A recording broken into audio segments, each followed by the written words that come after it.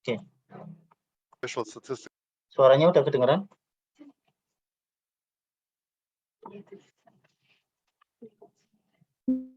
Belum. How does the fourth industrial revolution influence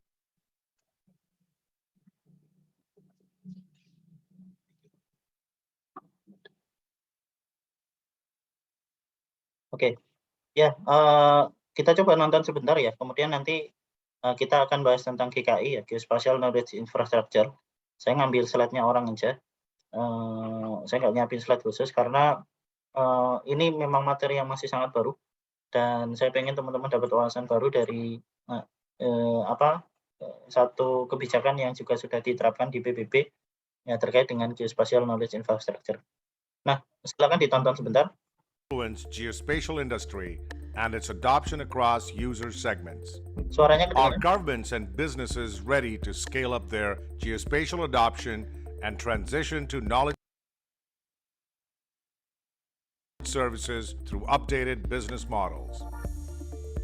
Geospatial Knowledge Infrastructure, or GKI, aims to place geospatial at the heart of 4IR and knowledge economy and make geospatial everyone's business through the creation of an interconnected platform where geospatial data from different disciplines, formats, and organizations are integrated in an organized and usable manner.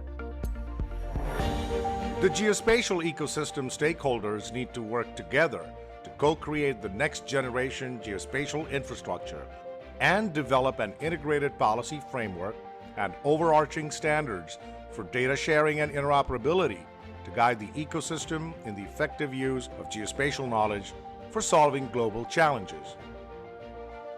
Location-based knowledge can be extracted from data through predictive analysis, modeling, and simulation, and be made accessible to a wider audience through the development of user-friendly applications and dashboards. Geospatial sector will thus migrate into the wider knowledge or technology ecosystem, focusing on services and improved user experiences, and reach into other sectors for new customers and partnerships. GKI will lead to a broad, collaborative, connected, and innovative geospatial sector focused on users' future needs, cooperating and disrupting to meet them.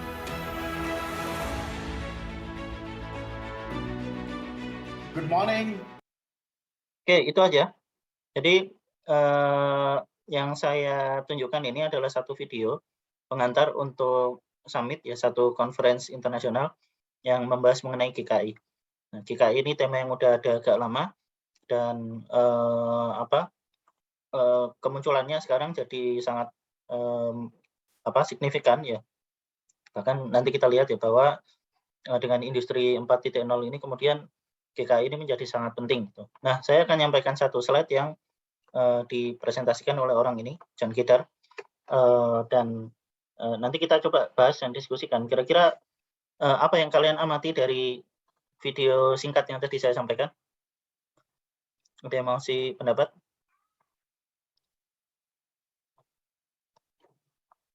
Apa yang kalian lihat tadi? Dan hubungannya apa dengan mata kuliah kita?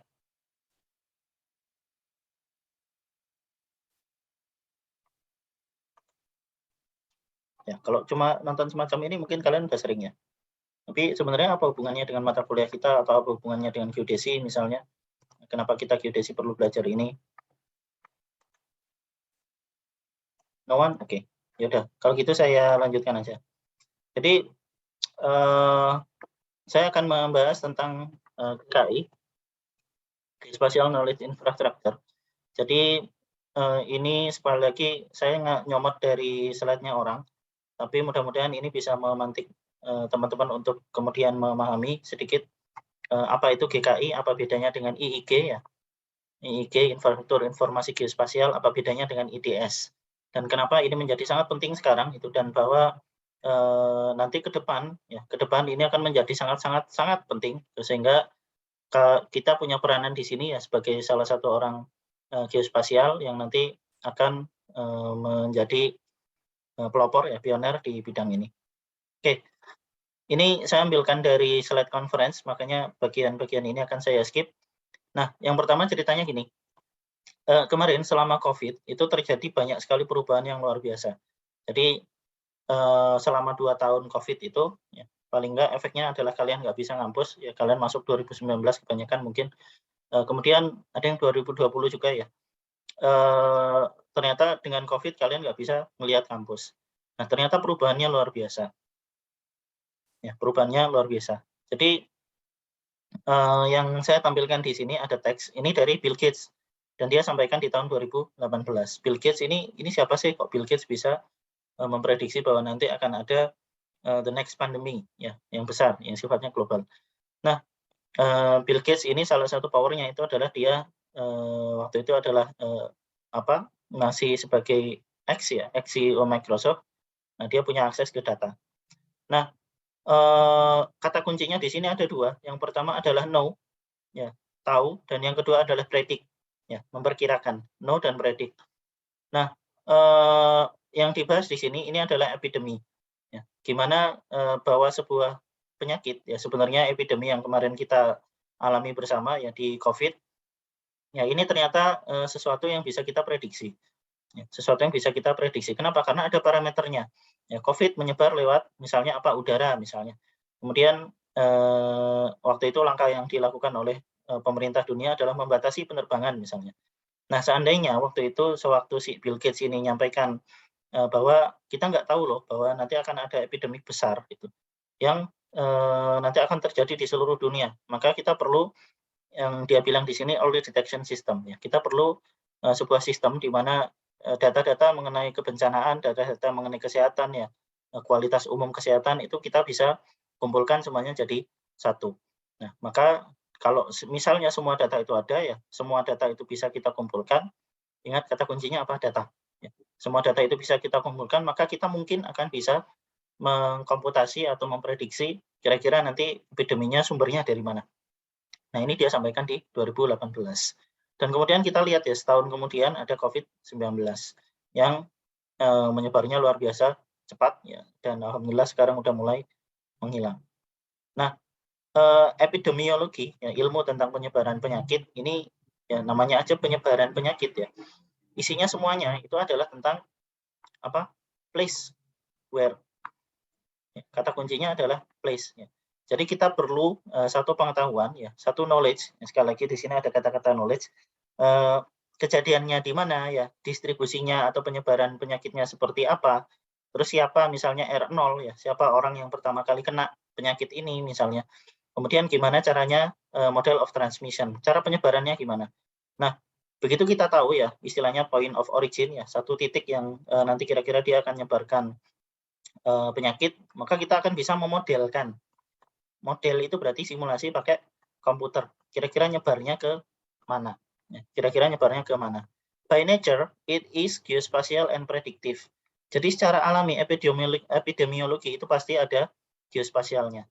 Sewaktu awal-awal pandemi, ya kita sempat kerjasama sama salah seorang dosen di Fakultas Kedokteran yang fokus studinya itu adalah epidemiologi. Yang mereka pelajari di sana apa? ArcGIS seperti itu. Jadi mereka juga belajar mengenai bagaimana penyebaran penyakit. Ya, sayangnya ini jarang sekali yang ngambil skripsi di tempat kita ya, epidemiologi tentang bagaimana penyebaran penyakit. Padahal ini geospasial sekali. Ya. Model-model penyakit, parameternya ya, itu semuanya bisa kita modelkan. Ya. Bahkan GIS, nanti kita lihat GIS itu lahir dari sini. Nah, ada satu fakta yang unik yang jarang orang tahu. Ya. Fakta yang unik yang jarang orang tahu. Jadi ini adalah satu platform. Kita lihat platformnya apa? GIS platform ya, Explorer dan seterusnya. Tahun 2019 ya, 30 Desember. Ya, ada satu cluster, satu perusahaan Kanada namanya Blue Dot ya. Ada ini kayaknya bukan 19 ya, mungkin 18. Ada satu kasus yang kayaknya unusual ya, ada di sebuah pasar di Wuhan. Ya. Kejadiannya belum ada ya, Nah, apa yang dia punya? Dia punya data-data. Dia punya data ini animal infectious disease ya. Dia punya data livestock population ya, data-data livestock itu apa? Ternak ya misalnya. Kemudian global flight ya, tiket sale. Jadi data-data ini semuanya dikombinasikan AI company ya. dikombinasikan. Ingat semuanya adalah terkait dengan lokasi, local mobility ya, pergerakan lokal, demografi populasi ya, iklim, terus infectious disease ya, semuanya adalah terkait dengan data geospasial. Nah, jadi ada satu indikator bahwa ada kasus pneumonia yang enggak wajar ada di Wuhan. Berdasarkan apa? Analisis AI. Ya, analisis AI yang memprediksi bahwa dari kasus-kasus itu kemudian bisa menjadi sebuah pandemi. Ya, analisis AI saja. Tapi waktu itu kemudian tidak ditindaklanjuti. Jangan nanya saya kenapa. Nah, kemudian COVID terjadi gitu ya, dan kita lihat sekarang bahwa COVID itu kemudian merubah segalanya ya. Merubah segalanya ya. Siapa yang putus akibat COVID? Ya, jadi ada data ya, mobilitas misalnya yang sebelumnya itu 75% ya transit dari 100% berkurang sebanyak 75% yang naik kereta di UK. Kemudian perjalanan ke mana workplace juga berkurang sampai 49%. Dunia shutdown. Ya, dunia shutdown. Tapi apa? Kita dapat data-data ini. Ya, semua data mobilitas dan lain-lain kita dapat ya, dari hasil adanya COVID ini. Teknologi, transportasi, komunikasi semuanya meningkat. Nah, kenapa ini saya bahas? Ingat nggak IIG itu bahas tentang apa? Ya, jadi IIG, infrastruktur informasi geospasial, itu bahas tentang konektivitas. Bagaimana data bisa saling terhubung, bagaimana data spasial itu bisa dimanfaatkan oleh pihak A dan pihak B. Ya. Pihak A dan pihak B, saya nggak nyebut pemerintah. Ya, hanya instansi pemerintah saja, tapi semuanya. Ya. Jadi pihak A dan pihak B, siapapun yang mau memanfaatkan data, memanfaatkan data ya, mereka bisa memanfaatkan data itu dan data-data ini semuanya tersedia, ada online, ya, dimonitor dengan sangat detail.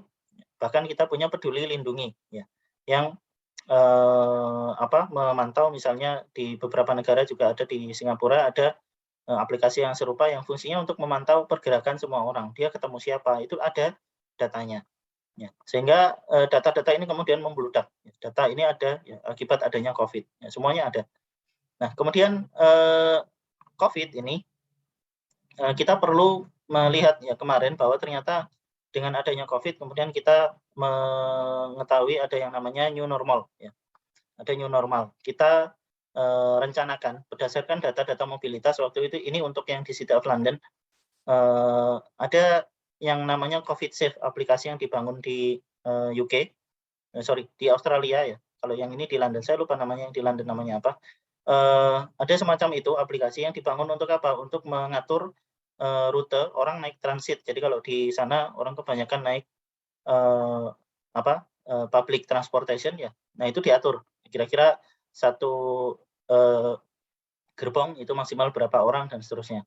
Nah, ini semua dimonitor. Ya. Ini semua dimonitor dan direncanakan, di planning. Nah, kita lihat ya bahwa ternyata data-data ini bisa kita monitor dengan baik dan bisa kita lihat kira-kira dari data-data tersebut persebarannya apa. Nah, kita lihat persebaran ini adalah data geospasial. Sekali lagi tentang data. Nah, COVID leave no one behind, semuanya kena. Ya. Mau yang kaya, mau yang miskin, semuanya kena. Nah, barangkali ada yang tahu JIS itu lahir di mana? Ada yang masih ingat?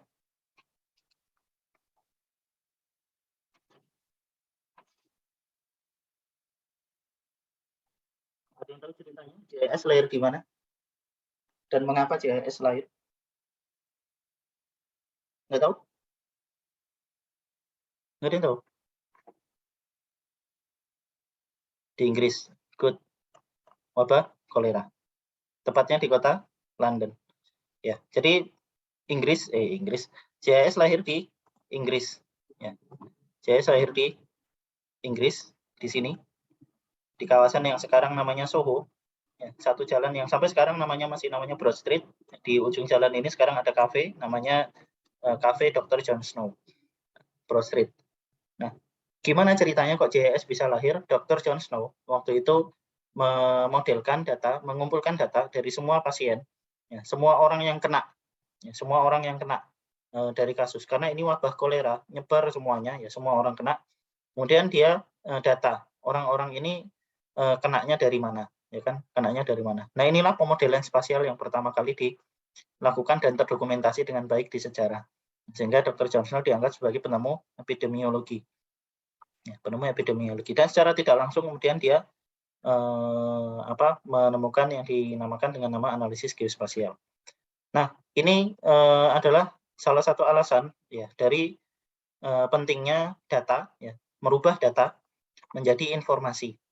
Nah, ini yang terkait dengan yang tadi saya sampaikan. Kalau namanya infrastruktur data spasial, berarti yang ditukarkan hanya data doang. Ya, saya ngirim data, misalnya saya punya data COVID di Kabupaten A, saya kirim ke BIG misalnya. Ya sudah, hanya data saja yang saya kirim.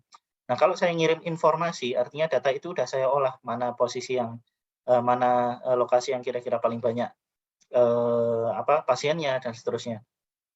Ya, kemudian informasi itulah yang dibagikan ke semua orang. Jadi makanya sekarang namanya kita berubah, bukan lagi infrastruktur data spasial, tapi infrastruktur informasi geospasial. Nah, di sini nanti saya akan bahas satu hal yang baru yang disebut dengan infrastruktur knowledge geospasial. Infrastruktur apa sih? Kalau di bahasa Indonesia kan angel ya. GKI sajalah ya, Geospatial Knowledge Infrastructure. Satu tingkat lebih tinggi dari informasi ya, tentang knowledge. Nah, jadi dari COVID kemarin kita belajar ya bahwa ternyata segala sesuatu ini sifatnya bisa kita monitor, ya ada data yang ledakan data yang luar biasa, kemudian teknologi yang juga dituntut untuk mengikuti perkembangan COVID kemarin, dan kemudian kita punya satu platform yang kita gunakan misalnya untuk melacak COVID. Nah, ada satu contoh yang sangat menarik bagi saya pribadi. Ya, ada outbreak kolera di Yaman tahun 2018. Mungkin kalian mengikuti kasus ini juga. Jadi sempat ada wabah kolera juga. Ya, wabah kolera di Yaman tahun 2018 kalau kalian cari. Nah, di UK waktu itu ada sebagian relawan dari UN juga kemudian membuat sebuah model. Ya, di Inggris ada namanya Met Office. Ya, Met Office dari UK. Met Office ini isinya kalau di kita mungkin BIG gitu ya. Mereka punya superkomputer. Kemudian mereka membuat model. Mereka membuat pemodelan, ya. Mereka membuat pemodelan dari kasus-kasus yang ada, ya. Mereka nambahkan data ini hujan. Karena apa? Karena kita tahu kolera menyebar lewat air. Hujannya akan ada di mana? Kemudian kapan hujannya akan turun? Hujannya akan ada di mana dan kapan hujannya akan turun. Ya, where-nya ini pasti lokasi. Kemudian kita tambahkan informasi lain, ya, population density kepadatan penduduk, access to clean water, kemudian seasonal temperature.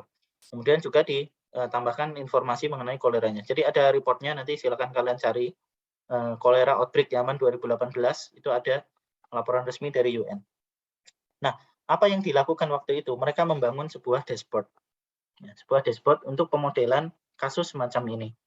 Nah, data-data ini semuanya adalah data geospasial, termasuk data hujan ya. Ini data geospasial, dihubungkan semuanya, dan data ini tentu dari berbagai instansi dengan format yang beragam, dihubungkan semuanya dalam satu dashboard, kemudian dilakukan prediksi pemodelan.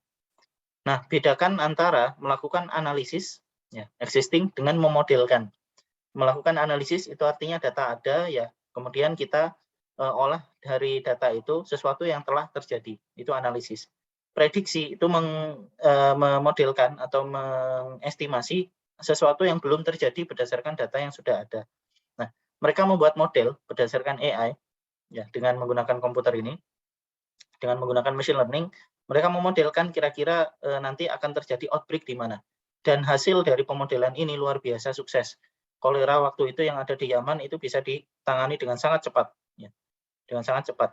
Karena apa? Karena ketika mereka tahu lokasi mana yang kira-kira di situ ada outbreak, mereka langsung membuat istilahnya adalah informed decision. Ya. Jadi sekarang lagi terkenal istilah ini. Ya, keputusan yang mengandung berangkat dari informasi, informed decision.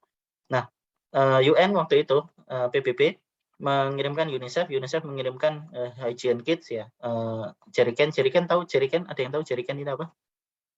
Jerrycan ini bahasa Indonesianya adalah jerigen. Jerigen itu bahasa Indonesia jerigen.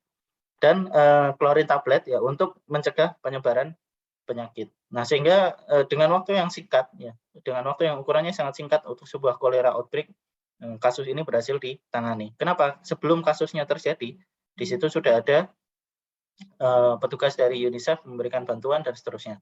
Ya, edukasi dan lain sebagainya untuk menghilangkan penyakit. Nah, dan kasusnya benar-benar sukses. Bayangkan kalau ini dilakukan pada COVID di awal-awal kasus. Ya, sudah terjadi, ya udah gimana lagi. Nah, COVID itu ternyata bukan hanya untuk tentang masalah kesehatan. Masalah yang lain juga, ya, efeknya ada di agriculture, ya. Kita lihat banyak petani yang gagal panen, misalnya, logistik. Ya, kemarin saya sempat dikontak salah seorang rekan, kira-kira hubungan ilmu kita, ya, geodesi dengan yang terkait dengan transportasi, ya, logistik itu apa? Saya jawab waktu itu adalah yang namanya distribution chain. Ya, jadi kita di bidang kita ya di geodesi untuk terkait dengan analisis spasial kita bisa menganalisis jalur distribusi. Ya. Kemarin pas COVID itu benar-benar macet. Ya, ada laporan global bahwa logistik di mana-mana terhambat. Kenapa? Karena ada pasokan ya stok distribusi yang tidak lancar. Entah terjadi penimbunan di mana ya, ada barang yang nggak bisa diambil ya karena macam-macam. Nah, geospasial itu bisa memodelkan itu. Geospasial bisa memodelkan itu semua. Kita butuh data yang sangat banyak. Ya. Kemudian yang misalnya tadi kalau masalah logistik, distribusi, makanan dan lain sebagainya atau air bersih, kita bisa modelkan chain of distribution-nya. Kira-kira nanti alat ini atau bahan makanan ini dikirim menggunakan apa, berapa lama, apakah nanti kalau dia ngirim buah-buahan misalnya apakah busuk atau enggak. Kemudian dengan memodelkan misalnya kepadatan lalu lintas, bisa nggak kira-kira si kereta atau mungkin si bus atau truk ini sampai tepat waktu. Nah, kemudian setelah sampai ke kantor cabang ini nanti dibagi jadi berapa, dikirim ke mana saja. Nah, ini adalah sesuatu yang sangat terkait dengan geospasial dan itu diperlukan untuk mengambil keputusan. Ya. Knowledge to make complex decision, tadi informed decision, dan banyak lagi. Ya. Banyak lagi.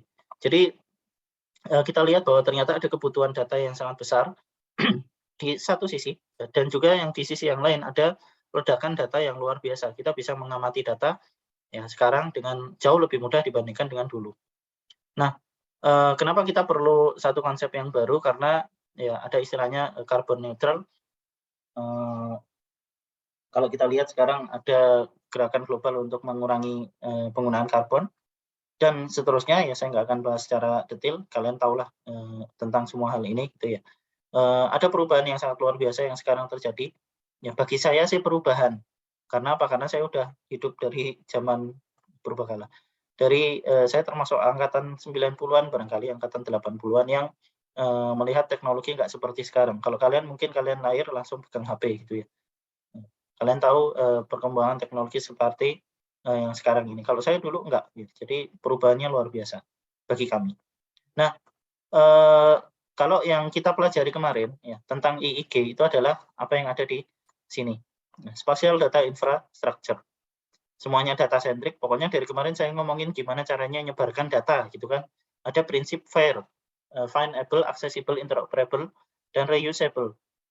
Ya, findable, accessible, interoperable, dan reusable. Data itu bisa ditemukan, data itu bisa interoperability-kan, bisa ditukarkan.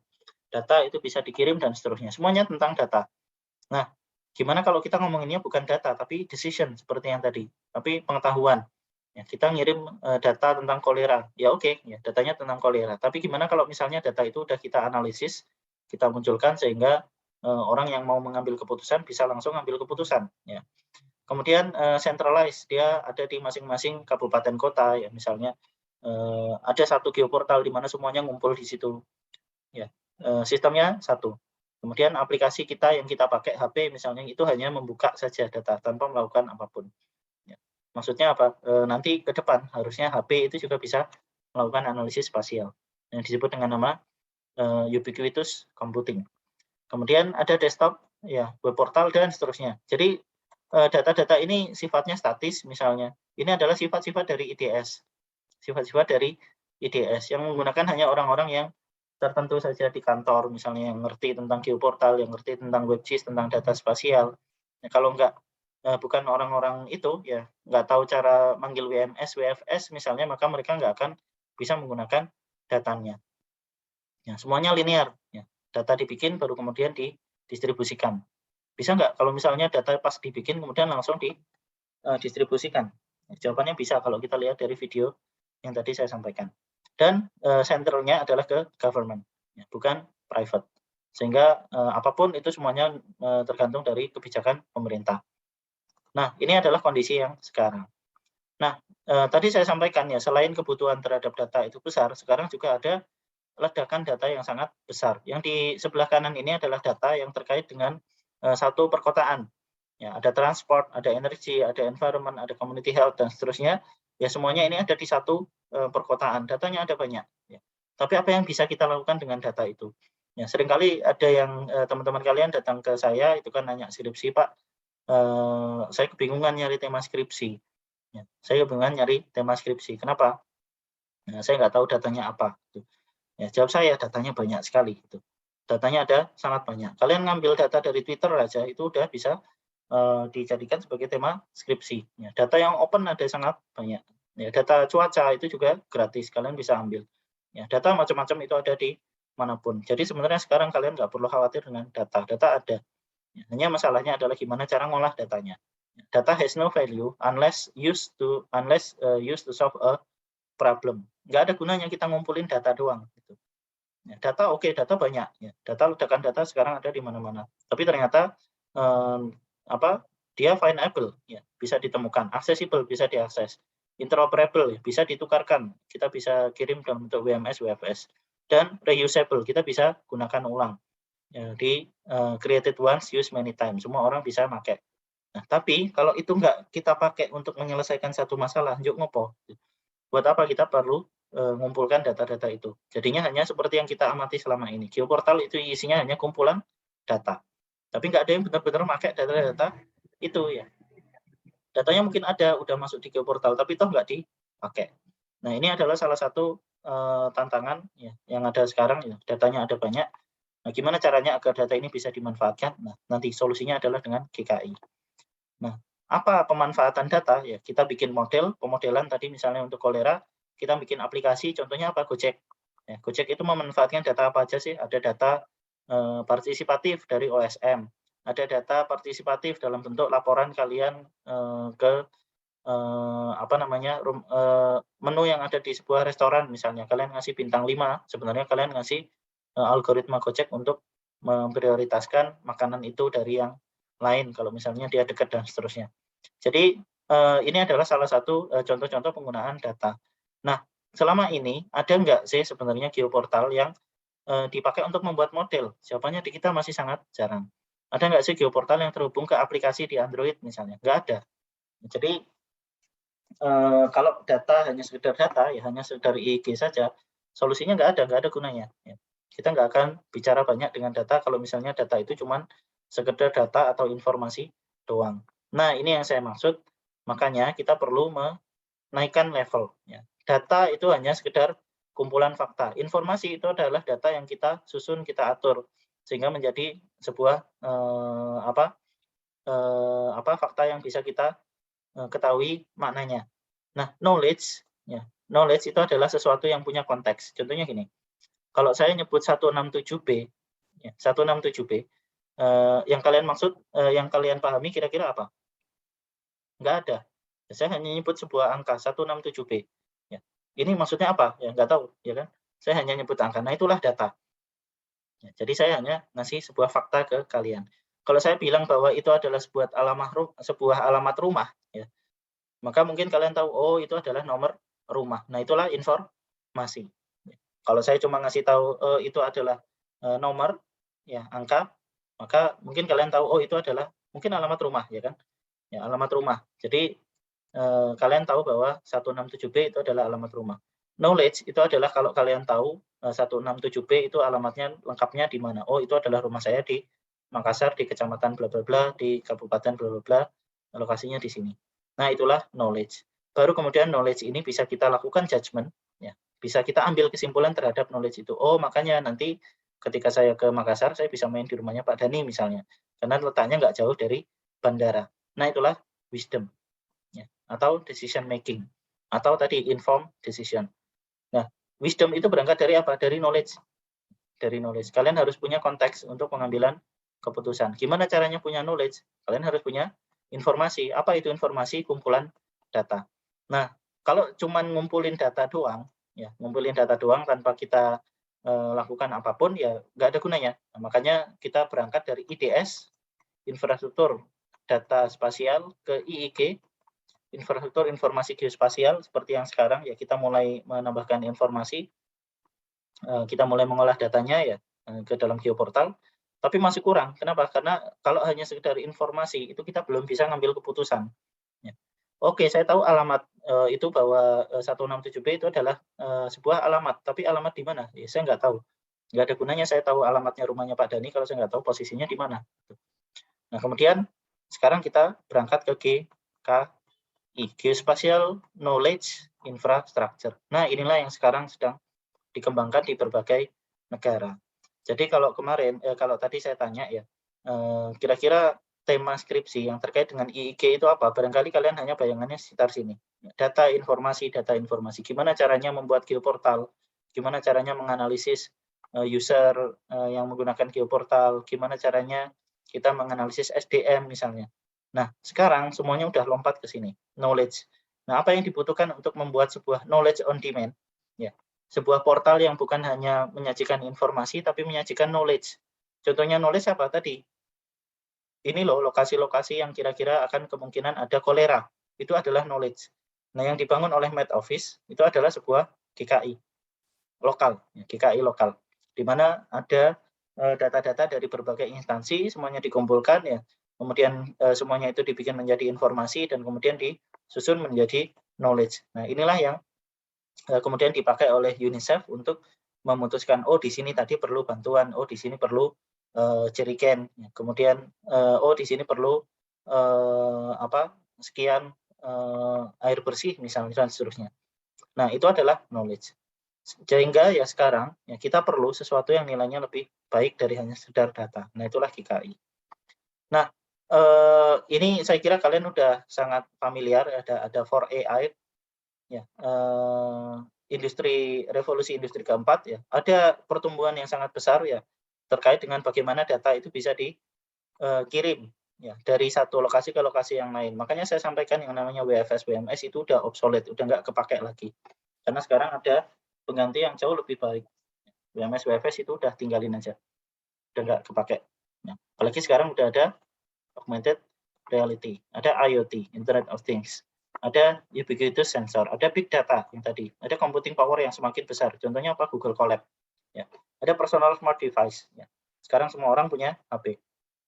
Dan seterusnya. Ya, hal-hal ini yang kemudian akan mendorong geoportal itu untuk berubah. Bukan hanya menjadi sebuah geoportal di mana orang baru akan buka ketika butuh, ya, tapi kemudian sesuatu yang terintegrasi ke kehidupan kita sehari-hari. Ya, bayangin sebuah produk geospasial yang menerapkan prinsip FAIR kemarin ya, semua data terintegrasi jadi satu, semua bisa diakses oleh siapa saja, dan itu ada di HP kalian. Ya, Gojek itu kemudian menggunakan data dari BIG secara free, ya langsung.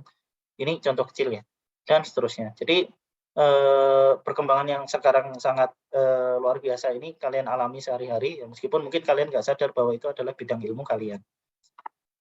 Ya, saya lanjutkan biar cepat.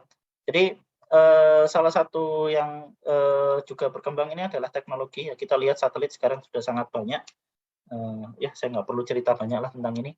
Nah, kenapa di sini ada misalnya CCTV? Ya, karena sekarang semuanya udah ada CCTV yang kemarin ada juga yang nanya, kalau saya mau nyari data, kira-kira datanya di mana? Ambil aja data CCTV dari Jogja Kota. Ya. Mereka punya CCTV banyak. Kalau penasaran, silakan baca skripsinya Ali Surajaya. Nah, di situ dia bahas tentang bagaimana ngolah data dari CCTV menjadi sebuah dashboard GIS. Berapa jumlah mobil yang lewat dan seterusnya. Nah, itu menarik. Jadi ini semua adalah terkait dengan bagaimana kita menyajikan data spasial di internet. Jadi salah satu tujuan utama dari GKI itu adalah menjadikan data geospasial sebagai center dari industri 4.0. Semua aplikasi industri 4.0 nanti akan menggunakan data geospasial. Ini sudah terjadi, ya. Ini sudah terjadi, hanya kita aja yang belum update. Ya, dan ada kebutuhan-kebutuhan yang baru. Ya. Usernya udah bukan lagi hanya kita ngomongin data geospasial, usernya bukan hanya developer yang mau bangun rumah, ya, atau segala sesuatu yang secara eksplisit terkait dengan geospasial. Ya, tapi hal-hal yang mungkin nggak kebayang sebelumnya bahwa itu adalah data geospasial. Contohnya apa? Self-driving car, mobil yang bisa nyetir sendiri. Datanya mereka pakai data LiDAR, ya kan, dan juga data-data lain yang dikombinasikan, semuanya adalah data spasial. Ya, LiDAR siapa lagi yang ngurusi kalau bukan kita. Ada yang namanya precision agriculture, di sini ada IoT-nya, ada GNSS. Untuk apa? Mereka bisa memetakan satu individu tanaman ini satu persatu. Ini sudah diterapkan di Sleman oleh salah satu startup. Saya lupa namanya, nanti silakan kalian cari. Ada startup yang ngurusi bidang precision agriculture. Jadi mereka memetakan satu persatu posisi tanaman dan apakah dia sehat atau enggak. Kemudian ada juga macam-macam. Sekarang ada digital twin, ya. Kemudian aplikasi juga sekarang semakin banyak. Ada nggak aplikasi yang nggak pakai data geospasial di HP kalian? Sedikit sekali. Ya. Semuanya bisa dibilang pakai lokasi kalian, ya, LBS. Nah, jadi semuanya ini adalah bidang kita. Ya. Dan kalau kalian ngerasa salah jurusan, ya nggak apa-apa. Ya, jadi ada kebutuhan yang sangat besar di bidang geospasial. Nah, satu hal di slide ini yang pengen saya garis bawahi adalah ubiquity ini. Ya, satu per satu, semua orang punya GNSS device dalam bentuk HP, ya, dengan akurasi yang tinggi. Di tahun 2029, akurasinya adalah 0,2 meter. Ini prediksi, ya, dan sekarang sedang menuju ke sana. 0,2 meter itu berapa senti? 0,2 meter berapa senti? Sangat akurat, ya kan? Sangat akurat. Nah, tujuannya apa? Kenapa kemudian perusahaan-perusahaan smartphone itu pada bikin smartphone yang akurasinya semakin tinggi? Karena yang namanya ubiquitous computing ini. Ya, nanti akan ada kebutuhan, ya, di Internet 5.0 bahwa Internet 5.0 di 5G, ya, bahwa kita perlu peta digital DSM dari lingkungan sekitar kita yang ada di HP kita, sehingga ketika kita datang ke sebuah gedung, misalnya dia tahu, oh saya berjarak kurang dari 1 meter, maka lakukan apa. Nah, ini adalah teknologi yang harus kalian kuasai nanti ketika kalian lulus. Saya ngomong gini karena kalian angkatan yang mungkin sebentar lagi 2 atau 3 tahun lagi kalian akan lulus gitu ya. Dan kalian akan menjumpai ini nanti di dunia nyata. 2029 kalian udah lulus belum? Udah ya? Nah, itulah. Ya, jadi sekarang ada banyak perusahaan yang mungkin nggak secara eksplisit bilang kalau saya pakai data geospasial.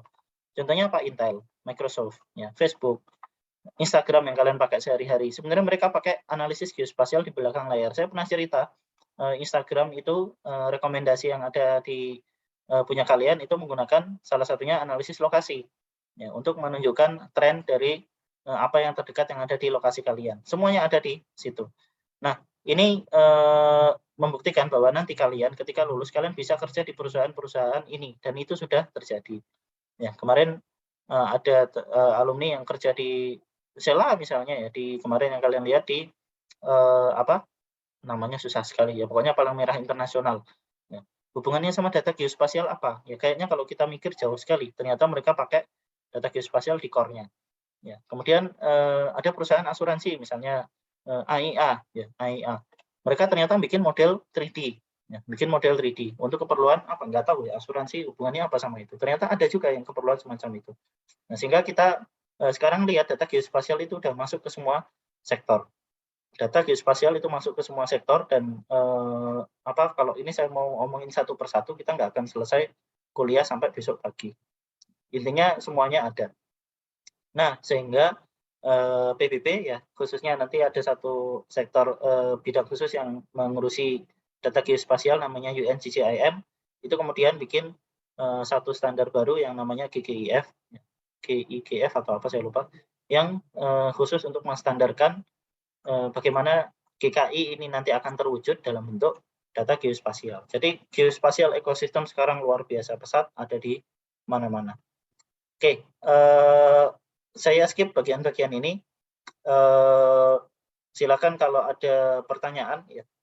Saya pengen fokus ke saya jelaskan ini sedikit ya. Jadi saat ini kalau kalian pernah dengar SDG ya, SDG itu mungkin bagi kalian geospasial itu hanya salah satu ini aja, hanya salah satu aspek aplikasinya saja. Sebenarnya enggak ya. Bahkan untuk mendukung semua SDG ya, itu ternyata diperlukan data geospasial yang sangat banyak dan sangat akurat. Ini ada beberapa contoh ya. Current accurate 3D elevation data ya, ini penting untuk misalnya flood risk management. Nah, itu terkait dengan banyak hal dari SDG. Ya, kemudian proyek-proyek infrastruktur, natural resource, ya, dan disaster response dan seterusnya. Sehingga di Amerika mereka punya data citranya namanya NAIP yang resolusinya sangat besar. Kemudian juga punya data lidar seluruh negara. Ya, contohnya di Belanda juga mereka punya data lidar seluruh Belanda. Fungsinya untuk apa? Untuk macam-macam ini. Gitu. Untuk macam-macam ini. Kemudian ada juga terkait dengan sensor, dengan aplikasi, dan lain sebagainya. Ya, ini contoh-contoh yang saya kira kalian juga mungkin sering dengar di webinar dan lain sebagainya. Tapi ternyata ini semua terkait dengan geospatial knowledge. Ya. Geospatial knowledge is at the heart of tomorrow's global digital society. Nanti ke depan bahkan mungkin sekarang sudah terjadi semua aspek teknologi digital itu nanti akan menggunakan data geospasial. Saya percepat saja. Saya sebenarnya pengen bahas ini tapi nggak usah lah. Nanti aja kapan-kapan. Ya, saya pengen loncat ke nah ini. Jadi tujuannya adalah merubah yang dari kiri ke kanan. Spatial data infrastructure menjadi geospatial knowledge infrastructure. Kalau tadinya data centric, sekarang analytic centric. Yang disajikan nanti adalah analisisnya. Kalau tadinya centralized system, kemudian jadi distributed system. HP kalian itu bisa menganalisis. Ya. Tadinya desktop web portal, sekarang kemudian berubah menjadi cloud base. Ya. Datanya yang tadinya statis, ya, contohnya apa? Kemarin kita ngomongin data geo yang kita upload ke geoportal itu apa? SHP gitu ya. Data yang diperoleh dari instansi. Nah, gimana kalau misalnya data yang kita publish itu adalah data yang dari pasut pada saat itu juga. Ya, atau mungkin data dari mobil yang sedang berjalan. Atau mungkin data dari misalnya satelit pada saat mereka mengakuisisi ada banjir di lokasi ini. Nah, bayangkan betapa banyaknya informasi yang kemudian bisa kita analisis dari sebuah sistem yang secara otomatis menganalisis dan menghasilkan knowledge. Nah, semua orang nanti bisa menggunakan non-spatial user as well. Ini adalah tujuan GKI. Ya, tujuan dari GKI. Ya, jadi kita nggak perlu belajar dong. Nah, yang bikinkan untuk mereka siapa? Ya, kita kan. Sehingga ada wacana di kampus, kita mau bikin satu prodi baru ya. Kalian kecepatan masuk geodesi. Kita mau bikin satu prodi baru namanya prodi terkait dengan navigasi. Prodi navigasi nanti isinya adalah semua ini. Ya, IoT, bla bla bla. Karena memang arahnya sekarang kebutuhannya sangat besar ke arah situ. Nah, ini adalah yang IGIF yang tadi saya sebutkan. Jadi di PBB pun ada satu lembaga ya, UN Integrated Geospatial Information Framework. Jadi ini adalah OGC-nya PBB. OGC itu yang lembaga yang membuat standarisasi untuk pertukaran data spasial. Nah, mereka ya, PBB itu punya yang namanya IGIF. Ya. Leadership, Coordination, and Standard ya, necessary untuk memungkinkan integrasi informasi geospasial. Nah, inilah yang kita pelajari di IIG. Jadi tujuan akhirnya adalah Integrated Geospatial Information. Di mana? Di semua hal. Di HP, di web, di tempat lain. Dan seterusnya. Oke, ada pertanyaan? Cukup ya saya kira, nanti nggak selesai-selesai kalau saya jelasin. Ya nanti kalau kalian mau dengar penjelasan lengkapnya, silakan tonton sendiri summitnya, ya sangat menarik di YouTube. Ada pertanyaan? Nggak ada. Poin penting yang berubah dari DSG GKI itu informasi berubah menjadi knowledge. Lalu dari sisi infrastruktur, betul, infrastruktur juga berubah. Ya, jadi yang kita pelajari kemarin, misalnya kita menggunakan WFS untuk menukarkan data vektor gitu ya. Nah, WFS nanti akan diganti menjadi ini, GC API. Barangkali sorry, teman-teman yang udah ngambil SIG web mungkin udah pernah dengar ada yang namanya API ya. Kemarin kita bikin ini. Nah, contoh infrastruktur yang berubah itu adalah nanti ya, geoportal yang akan kita buat itu bukan lagi menggunakan WMS.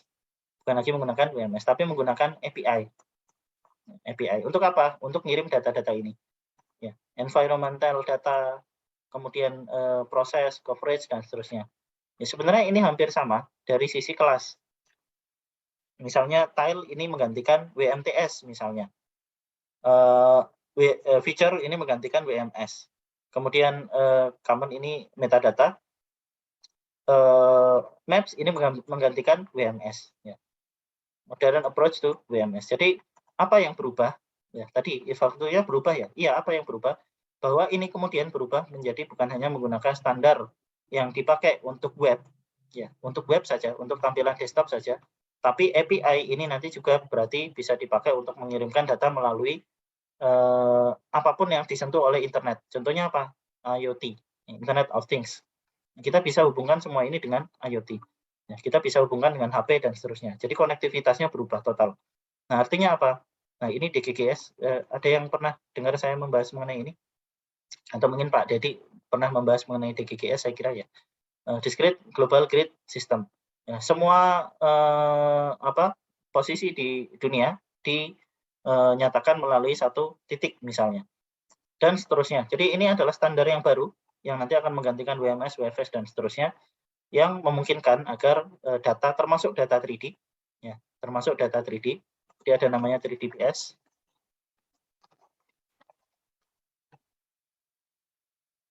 Portrayal Service ya, dari OGC juga, yang dipakai untuk apa? Mengirimkan data 3D di internet secara cepat. Tujuannya apa? Salah satunya yang ditarget itu nanti adalah mengenai 5G. Karena di implementasi 5G nantinya ya, sekarang kan kita 4G, ya 5G itu nanti perlu model digital 3D dari lokasi di mana tower-tower kecil 5G itu dipasang. Ya. Good, pertanyaan yang bagus. Jadi memang semuanya akan berubah. Ya, semua akan berubah. Semua yang kita pelajari di IG ini nanti akan berubah. Oke, ada pertanyaan lain? Kalau nggak ada, saya kira cukup ya. Udah 5:30. Dan 5:30 ya. Di sini 5:30. Saya harap yang saya sampaikan tadi bisa menginspirasi teman-teman untuk nyari lebih jauh ya, bahwa ternyata bidang ilmu kita ya, khususnya IG khususnya, yang terkait dengan bagaimana data geospasial itu bukan hanya diem di satu tempat. Ya, geodesi nggak hanya belajar bagaimana cara dapat data, ngukur, ya dapat kemudian udah. Ya. Kita kalian mungkin dididik untuk mencari data, ya kan, ngukur dengan berbagai macam alat. Nah, gimana cara nyimpennya, gimana cara memanfaatkan data, gimana cara ngirim data ini, ya, kemudian gimana menganalisis, gimana menyajikannya, itu sesuatu yang saya kira di departemen kita masih sangat kurang. Ya, bahkan apa yang saya pelajari nanti di S3 itu tentang visual analytics. Ya, saya membantu satu perusahaan untuk membuat sebuah dashboard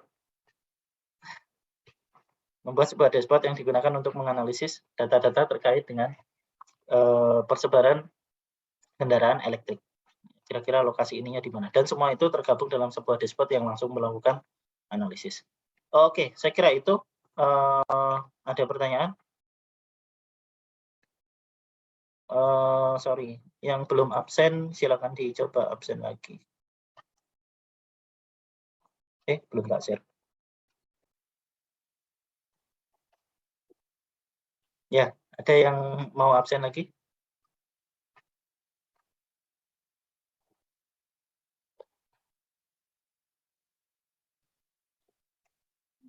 Ya, barangkali kalau ada yang belum punya tema skripsi, coba dikali-kali tadi yang saya sebutkan tentang GKI, yang tentang pemodelan kolera, ya tentang ubiquitous system. Itu tema-tema yang saya kira nanti akan sangat populer beberapa tahun ke depan. Jadi kalian bisa jadi pioner di bidang itu. Oke, masih ada yang absen? Udah ya? Ya, kalau masih ada yang bermasalah silakan di PM ke saya. Saya kira cukup untuk kuliah hari ini. Saya tutup ya, terima kasih. Assalamualaikum warahmatullahi wabarakatuh.